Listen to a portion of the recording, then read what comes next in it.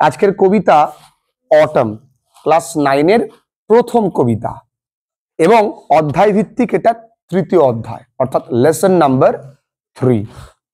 Autumn কবিতা যিনি লিখেছেন তার নাম জন ক্লেয়ার।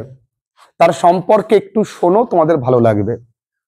জন ক্লেয়ার তিনি কিন্তু একজন কাউবয়েরও কাজ করেছেন, প্লাউম্যানের কাজ করেছেন এবং তিনি অ্যাজ আ সার্ভেন্ট অনেকের বাড়িতে কাজ করেছেন। পরবর্তীকালে তিনি মিলিটারিতে জয়েন করে এবং তিনি 4 বছর জেল খাটে। সেই জেল ইংরেজিতে বলা হয় অ্যাসাইলাম। সেই জেল থেকে তিনি পালিয়ে আসেন। পালানো ইংরেজিতে বলা হয় স্কেপড। তাহলে স্কেপের আরো একটা সমার্থক শব্দ ফ্লি। এই দুটোরই ফ্রেজাল ভার্ব হচ্ছে রান অ্যাওয়ে। সেই সময় গ্রামের প্রতি তার একটা যে টান, গ্রামের প্রতি যে তার ভালোবাসা, সেটা সে বুঝতে পেরেছিল। আসবার পথে তিনি কিন্তু খিদের যন্ত্রণায় ঘাস তাকে খেতে হয়েছিল। ঘাস, he had to it grasses. ঘাস খেয়েছিল খিদের যন্ত্রণায়, কারণ খিদে লাগলে বাবু কিচ্ছু প্রয়োজন হয় না। তখন যখন তুমি ভাবছো যে মা কি মা ঘাস খেলো, 2 দিন 3 দিন যখন না খেয়ে থাকবে না, তখন ঘাসটা অমৃত মনে হবে। তিনি তাই খেয়েছিলেন। তাহলে এই রকম প্রতিকূলতার মধ্যে থেকেও তিনি এত কিছু লেখালেখি করেছে, আর তোমাদের কাছে এত কিছু আছে, তোমরা 1 লাইনও কবিতা লিখতে পারো না। 1 লাইন কবিতা তো দূরে থাক, যেটা মাস্টারমশাই পড়িয়ে দিচ্ছে সেটাও তুমি পড়তে পারছো না। এরপরে ভগবানের কাছে কমপ্লেন করবে, হে ভগবান আমার দ্বারা কিছু হলো না, তুমি আমায় কিছু দিলে না, ভগবান তোমায় কিছু কেন দেবে? তুমি তোমাকে রেসপেক্ট করেছো? তুমি সময়কে মূল্য দিয়েছো? দাওনি। যেভাবেই তোমরা ক্লাসেস করো, তোমাদের একটাই কাজ, ক্লাস করবে যখন তুমি তোমার বাবা মাকে সঙ্গে করে নিয়ে ক্লাসটা করবে। ক্লাস মন দিয়ে করবে, ভক্তি শ্রদ্ধা রেখে ক্লাস করবে, নিঃসন্দেহে তোমার ক্লাস ভালো লাগবে। আর আগামী দিনে যারা আমার কাছে অনলাইন পড়ছে, বহু ছেলে মেয়েরা আগামী দিনে অনলাইন ছাড়া পড়ার কোনো পথ থাকবে না, যা দিনকাল আসছে। যাই হোক, আমরা কবিতা শুরু করি, তার সম্পর্কে একটু জানলাম, আশা করি ভালো লাগলো। সবাই চুপচাপ শুনছে। জন ক্লেয়ারের জন্ম 1793, 1793-তে, তার মৃত্যু 1864। ওয়াজ an English poet famous for his celebratory representations of English countryside. ও বাবু, এই celebratory বানানটা মুখস্থ করবে। representations of English countryside and his lamentation of his disruption. খুব সুন্দর ইংরেজি লেখা। বলেছে তার জন্ম 1793 সালে, মৃত্যু 1864 সালে। তিনি একজন বিখ্যাত ইংরাজি কবি। যিনি বিখ্যাত কিসের জন্য? তিনি গ্রামের সুন্দরতাকে, ইংলিশ কান্ট্রি সাইড মানে গ্রাম্য, বাংলা নয়, গ্রামের যে সুন্দরতা তিনি তুলে ধরেছেন এবং বিলাপ করেছেন, অনুতাপ করেছেন, হাইহুতাশ করা যেটাকে বলি। হায় রে, কেন? ওই যে গ্রামের যে সুন্দরতা ধীরে ধীরে কি হয়ে যাচ্ছে? ডিসরাপ্ট হয়ে যাচ্ছে, ধ্বংস হয়ে যাচ্ছে। তাহলে ডিসরাপশন মানে ড্যামেজড বলতে পারো। ধীরে ধীরে কিন্তু গ্রামের সুন্দরতা ম্লান হয়ে যাচ্ছে এখন। Some of his notable collections of poetry. তার নোটেবল, দেখো কথাটাকে লক্ষ্য করে দেখো, লেখা রয়েছে না টেবিল, তাই না? নোটেবল কথার অর্থ বিখ্যাত। একটু ভালো করে দেখো, নোটেবল মানে কি? নেই টেবিল, কিন্তু আসলে বিখ্যাত। তার বিখ্যাত কবিতার যে মানে কাব্যগ্রন্থগুলো কি কি? কালেকশন অফ পোয়েট্রিকে একত্রে বাংলায় বলা হয় কাব্যগ্রন্থ। কি কি? ফার্স্ট লাভ, নিশ্চয় ভালো লাগছে। ফার্স্ট লাভ, প্রথম ভালোবাসা। স্নো স্টর্ম মানে কি? তুষার ঝড়। The village minstrel and other poems, এগুলো তার বিখ্যাত লেখালেখি। দেখবে ইটিসি লেখা আছে, 2 চোখ ধর, ইটিসি লেখা আছে। ইটিসি কে আমরা মানে সম্পূর্ণভাবে বলি etcetera, not etcetera, it is etcetera. ঠিক আছে? তাহলে আমরা তার সম্পর্কে একটু জানলাম, নিশ্চয়ই বুঝতে পেরেছো, ভালো লাগবে। The following poem presents a pen picture of the mellow beauty of autumn. আর এই কবিতায় আমরা দেখতে পাবো পেন পিকচার, খুব একটা যেন ছবি দিয়ে, যেন তুলি দিয়ে কেউ এঁকেছে। কিসের? একটা কোমল, মেলো মানে কোমল, টেন্ডার বলতে পারো, অটাম মানে শরৎকালের সুন্দরতা। ইন দ্য কান্ট্রি সাইড, গ্রামের। as this season comes just before winter, এই ঋতুটা কিন্তু শীতকালের আগে আসে। It is characterized by falling leaves. দেখো আমাদের দেশের ঋতুর সঙ্গে কিন্তু ইংলিশ সিজনকে তুলনা করলে হবে না। ঠিক আছে, এটা এই ঋতুটা কেমন, পাতা ঝরে যায়, তারপরে বেয়ার ব্রাঞ্চেস, ডালপালা সব খালি হয়ে যায়, আর প্রচন্ড হাওয়া বয়, স্ট্রং উইন্ডস। ক্লিয়ার? তাহলে এই দুটো প্যারা আমরা ভালো করে পড়লাম। এবার কবিতাটা আমরা পড়ি। একটা এর মধ্যে পিক্টোরিয়াল ডেসক্রিপশন রয়েছে। কি রয়েছে বললাম, একটু জোরে বলি, আরেকবার বলি। পিক্টোরিয়াল ডেসক্রিপশন অর্থাৎ একটা চিত্র রয়েছে অটামের সুন্দরতার। কবিতাটা পড়ি। I love the fitful gust that shakes the casement all day. বলছে আমার ভালো লাগে, আমার কি লাগে, ভালো লাগে। কি ভালো লাগে? Fitful gust. ফিটফুল মানে উপযুক্ত, গাস্ট মানে দমকা হাওয়া, যেটা নাড়িয়ে দেয় দ্য কেজমেন্ট। কেজমেন্ট মানে গড়াধীন জানালা, মানে যেই জানালায় কোনো গড়াদ থাকে না, মানে খালি। বুঝতে পেরেছো? সেই জানলাটায় আমি ধরো জানলার পাশে বসে বসে ভাবছি, কে? আমাদের কবি জানলার পাশে বসে আছে, রোমান্টিক কবি। হ্যাঁ, বসে বসে ভাবি আমি সারাদিন, তাই না? ভাবছেন সে সময়টা দমকা, বলেছি এই অটামে কি হয়, প্রচুর দমকা হাওয়া বয়। তাহলে দমকা হাওয়াকে ইংরেজিতে বলা হয় গাস্ট। আর তোমার বাড়িতে কে আসে? গেস্ট। দমকা হাওয়াকে বলা হয় কি? গাস্ট। আর তোমার বাড়িতে আসে কে? গেস্টটা কিন্তু দমকা আসে, দুমদাম করে চলে আসলো, তাই মনে থাকবে। তাহলে দমকা বাতাস বইছে, জালনার মানে পাল্লাগুলো নড়ছে, আমার ভালো লাগে। আহারে, এগুলোও তোমার ভালো লাগে। And from the mosey elm tree, from the mosey elm tree, বাবু মজি কথার অর্থ মশ। মশ মানে শৈবাল, মানে দেখবে বেশ কিছু গাছ পুরনো হয়ে গেলে গাছের নিচে বা গাছের অনেকাংশে মশ বা শৈবাল ধরে যায়। তো সেই এলেম অর্থাৎ দেবদারু গাছের একটা বড় সড়ো গাছ, পাশে তোমরা ছবিটা দেখতে পাচ্ছ, সেই গাছ থেকে the faded leaves away. Fade মানে কি? দেখবে দোকান থেকে তুমি কম দামে একটা প্যান্ট কিনে নিয়ে এসছো, ধুলে একবার ধোয়া দিলে, ধোয়া দেওয়ার পরে দেখবে প্যান্টটা ফ্যাকাশে হয়ে গেছে, কালার উঠে গেছে, তাহলে ওটাকে বলা হয় কি? ফেডেড। বিবর্ণ পাতাগুলো ঝরে পড়েছে। টুইলিং দেম, ও বাবু টুইলিং মানে কি? ঘোরপাক খাওয়ানো। বাই দ্য উইন্ডো পেন, সেগুলো টুইলিং মানে কি? ঘোরপাক। আমরা ক্লাস 8-এ পড়েছি দ্য উইন্ড ক্যাপ গল্পে, টুইলিং মানে ঘোরপাক খাওয়ানো। ঘোরপাক খাচ্ছে কোথায়? ওই যে উইন্ডো পেন, জানলার গড়াদের নিচে বাতাসের জন্য ওই পাতাগুলো ঘুরঘুর ঘুরঘুর ঘুর করছে। এটা তার ভালো লাগে বাবু, তার ভালোবাসার কেউ নেই, এই বুং মাং জিনিস তার ভালো লাগছে। মানে আমি তোমাদেরকে বলতে চাইছি কতটা গভীর ভাবে, precisely he observed the entire atmospheric beauty, কতটা সুন্দর করে সে দেখেছে।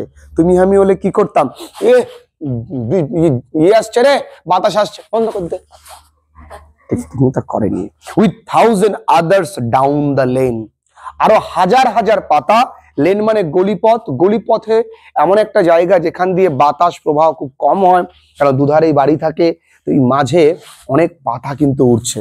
ঠিক আছে, অনেক সময় দেখবে তোমরা স্যাড সং এরকম পাতা ওড়ে আর নায়ক চলে যায়, হ্যাঁ না না না চলে যদি পাতা ওড়ে কিন্তু, হ্যাঁ ঠিক সেই রকম। ক্লিয়ার? এই কটা বুঝতে পেরেছো? এই লাইন কটা নিশ্চয়ই কোনো কঠিন জায়গা আমি বলিনি। I love to see the shaking twig. আচ্ছা, টুইগ মানে ছোট্ট ডালকে বলা হয়। আমার ভালো লাগে ওই ছোট্ট ডালটা dance till the shut of eve. ও বাবু, ইভ মানে সন্ধেবেলা, আমার ওই ছোট্ট ডালটা ডান্স করছে। মানে ছোট ছোট, যেহেতু দেখবে নতুন যখন পাতা ঝরে যায়, নতুন আবার পাতা কিন্তু গজায়, তাই না? তাই না? সেই পাতাগুলো যখন ডান্স করে, হ্যাঁ হ্যাঁ, লঙ্গা ডান্স করছে, সেটা আমার ভালো লাগছে। ভাবা কেন? ওরা ডান্স করে কতক্ষণ? সন্ধে পর্যন্ত। তারপরে তো আর দেখতে পারবে না, ওনার চোখে তো আর টর্চ লাইট নেই, আমি দেখলাম, বা ফ্ল্যাশ জ্বালিয়ে দেখার, তারপরে দেখতে পেলে তাও ভালো লাগতো। ওরা হয়তো তখনও ডান্স করছে, কিন্তু উনি বুঝতে পারছেন না। তাই সন্ধে পর্যন্ত তার নাচ আমার ভালো লাগে। দ্য স্প্যারো, স্প্যারো মানে কোন পাখি? চড়ুই পাখি। ও চড়ুই পাখি, একটু মন দিয়ে বইটা দেখো। Sparrow on the cottage rig, cottage rig, cottage মানে কুড়ে ঘর, রিগ মানে ছাদ বলতে পারো, তবে কুড়ে ঘরের ছাদকে বলা হয় কটেজ রিগ। তবে ছাদ, কুড়ে ঘরের ছাদে কি হয়, নিশ্চয়ই এরকম ছাদ দেওয়া থাকবে না, খড়ের ছাদ, তাই খড়ের ছাদকে বলা হয় রিগ। আমি পরের দিন জিজ্ঞাসা করব রিগ মানে কি, একত্রে উত্তর দেবে কি, খড়ের ছাদ। ও বাবু রিগ মানে কি মনে থাকবে। এই খড়ের ছাদের উপরে ওই চড়ুই পাখি কিন্তু হুজ চার্প, চার্প মানে কি, কিচির মিচির, উড মেক বিলিভ, বিশ্বাস করায়। এই মেক বিলিভ এটাকে ইংরেজিতে বলা হয় কজেটিভ ভার্ব। কি বললাম বাবু, একটু জোরে বলি, মেক,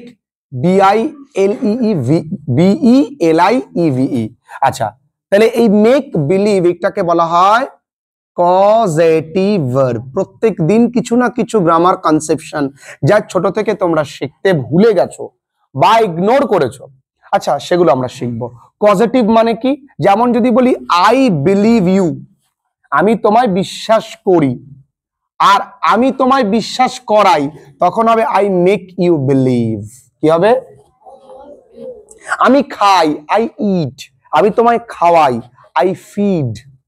ফিড মানে খাওয়ানো, যেন বাচ্চাদেরকে ফিডার বোতল দেয়, কি দেয়, ফিডার বোতল, কারণ ওরা খেতে পারে না, ওদেরকে খাওয়াতে হয়, এরকম খাওয়া খাওয়া, তাই তো একে ফিড বলে। আমি কাঁদি, আই ক্রাই, আমি আমার তাকে কাঁদাই, তাহলে কি হবে, আই মেক হিম অথবা হার ক্রাই। ক্লিয়ার। অনেককে যেন বিনা কারণে তুমি কাঁদাও, তোমার মা তোমায় কাঁদায় বিনা কারণে, উল্টো পাল্টা বলে সারাদিন মোবাইল ফোন ঘাটছিস কেন রে, মোবাইল ফোন ধরলি তোমার সহ্য হয় না বলো, তুমি আমাকে কাঁদাচ্ছ, you are making me cry, তুমি আমাকে কাঁদাচ্ছ, ইংরেজি কি হবে, you are making me cry. তখন ওটা কোন ভার্ব হবে, কজেটিভ ভার্ব। ক্লিয়ার, জানা ছিল বিষয়টা, জানলে জিজ্ঞেস করবে বন্ধুদেরকে। আচ্ছা চলো আসি, খেলা করি একটু আমরা আজকে। আচ্ছা, দ্যাট স্প্রিং, যার ওই কিচিরমিচির আমায় বিশ্বাস করায়, that spring was just now flirting by. Flirt মানে কি, ফ্লার্ট মানে তোমরা জানোই তোষামত করা, তোষামত করা মানে এই শুনছো, তোমার ফোন নাম্বার একটু হবে এই, তো দিস ইজ কল ফ্লার্ট। আমরা অনেকে বলি ফ্লাটিং, ওটা ফ্লার্ট। এখানে ফ্লার্ট মানে কিন্তু শুয়ে পড়া বা চলে যাওয়া। In summer slap with flowers to lie. Spring মানে কি, বসন্তকাল। বসন্তকাল কার কোলে ঢলে পড়েছে, এই তোর কোলে শোভো, কে বলছে, বসন্তকাল। কাকে বলছে, গ্রীষ্মকে। এই ফ্লার্ট করছে তো, কি নিয়ে ফ্লার্ট করতে গেলে আমরা কি কি নিয়ে ফ্লার্ট করি, ফুল টুল নিয়ে। হ্যালো, কেমন আছো, ভালো আছো তো, আমার নাম গাঁদা, না তোমার জন্য ফুল গাঁদা, এক থামালো, আমি শুয়ে পড়ছি রাস্তার উপরে। Flirt with flowers to lie মানে কি, ফুল নিয়ে ও ফ্লার্ট করছে, মানে বসন্তের যা সুন্দরতা ছিল সবকিছু এখন গ্রীষ্মের কোলে ঢলে পড়েছে। বুঝতে পেরেছো? ক্লিয়ার।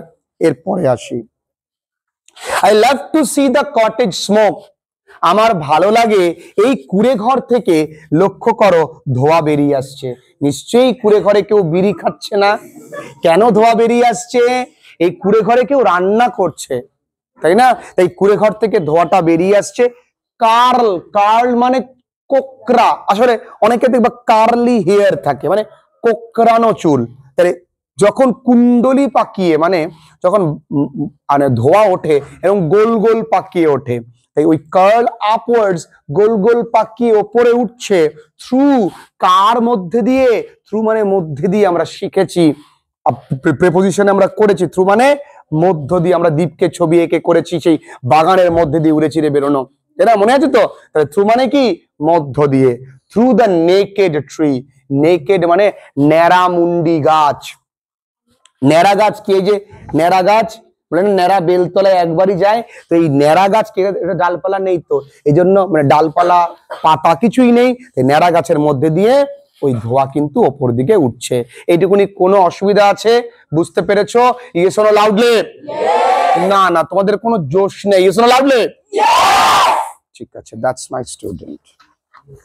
এবার আসো, দ্য পিজি, বলো শোনো। শহর ইংরেজি সিটি, আমরা আগের দিন করেছি সায়েন্স সিটি। হ্যাঁ, শহরের, আচ্ছা শহরের সাইড মানে কি? গ্রাম। শহরের সাইড মানে কি? গ্রাম। তো যেখানে শহর থেকে অনেকটা দূরে তো গ্রাম হয়। আচ্ছা আসুন, the pigeon nestled round the coat.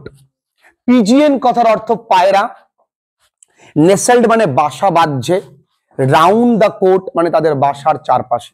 আচ্ছা বলো তো, পায়রা কি বাসা বাঁধতে পারে? পারে না। পায়রা কারো বাড়িতে গিয়ে কোনো একটা কুটুরিতে থাকে, তাই না? সেই কুটুরির চারপাশে সে খড়কুটো এনে বাসাটাকে তৈরি করে। তাহলে নেসেলড মানে দেখো নিচে লেখা রয়েছে, নেসেলড কথার অর্থ, সরি নিচে লেখা নেই, টু মেক নেস্ট মানে বাসা তৈরি করা। অন ডাল November days like this, November মাসের এইরকম কোনো একটা মানে ডাল মানে বোরিং একটা দিনে, নভেম্বর মাসগুলো কেমন হয় মানে না তোমার ঠান্ডা না তোমার গরম, আমাদের দেশে পাতা ফাতা সব ঝরে পড়ে যায়, খুব একটা ভালো লাগে না, কিন্তু দেখবি রোগ টোগ ওই সময় বেশি হয়। দ্য কক মানে মুরগি, যার মাংস তোমরা খাও, চিকেন লেগ পিস হলো মুরগি বা মোরগ।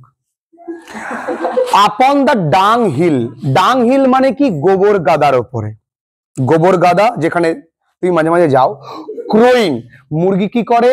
ওই গোবর গাদার ওপরে ডাকে, কেন ডাকে তা জানি না।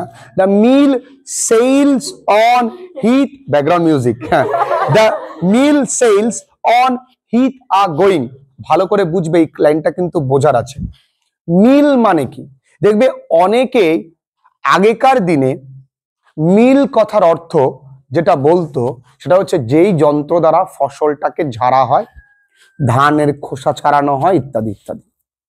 আগেকার দিনে মাঠেই ওই ফসলটাকে ঝেড়ে টেরে বাড়িতে নিয়ে আসতো একবারেই।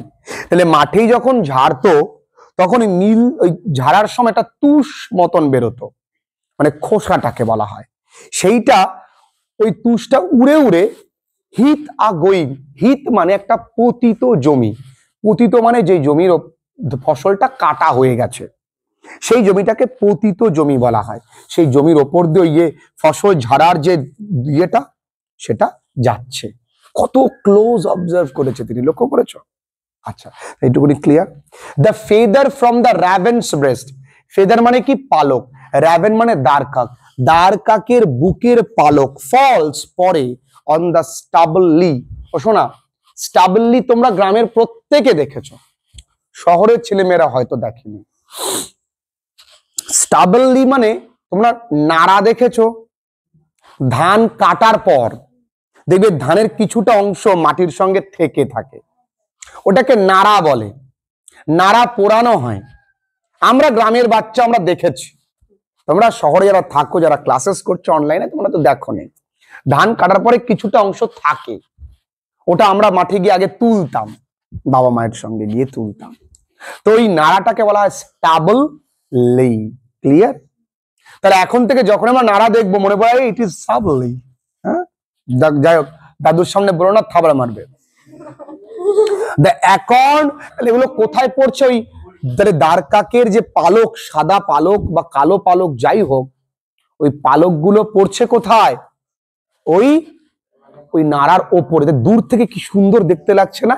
একদিকে ওই ফসল ঝাড়াই মারাই করার পরে একটা আলাদা সোনালী আভা, ওরা এক জায়গায় জমা হয়েছে, এদিকে কালো, তাই না? দূর থেকে দেখে, তার ওই জানলা থেকে দেখে খুব ভালো লাগছে। দ্য অ্যাকর্নস, অ্যাকর্ন মানে ওক গাছের ফলকে বলা হয়। নিয়ার দ্য ওল্ড ক্রোজ নেস্ট, ওই পুরনো কাকের বাসা, কাকের বাসার কাছে ওক গাছের বীজগুলো ফল প্যাটারিং, প্যাটারিং মানে টুপটাপ করে পড়া, ডাউন দ্য ট্রি, গাছ থেকে টুপটাপ করে পড়ছে। দ্য গ্রান্টিং পিগস, এবার ওইখানে ছিল কারা? ঘোত ঘোত করা শুয়োর গুলো, ভালো বাংলায় বলা হয় শুকর গুলো, ঠিক আছে? দ্যাট ওয়েট ফর অল, যারা অপেক্ষা করছে অনেকক্ষণ ধরে, কে? ওই শুকররা অপেক্ষা করছে যে কখন ফল পড়বে, আমরা দৌড়ে গিয়ে স্ক্র্যাম্বল, স্ক্র্যাম্বল এন্ড হারি, হারি মানে হুড়োহুড়ি করা, স্ক্র্যাম্বল মানে ধস্তাধস্তি করা, মানে কে কার আগে যাবে। ওইখানে যেখানে পড়েছে ওয়্যার দে ফল, যেখানে ফলগুলো পড়েছে সেইখানে ফল কালেকশনের জন্য তারা হুড়োহুড়ি করছিল। এই তো কবিতা, এইটাই কবিতা যে তার কবির কি কি ভালো লাগে। কি কটেজ রিগ, আমরা দেখেছি উইন্ডো পেন, আমরা দেখেছি পাতা নড়ছে, পাতা উড়ছে, তাই না, ধোয়া উড়ছে, পাখি বাসা বাঁধছে, দ্বার কাকের পালক পড়ছে। এই তো কিছু আছে এই কবিতার মধ্যে, বলো।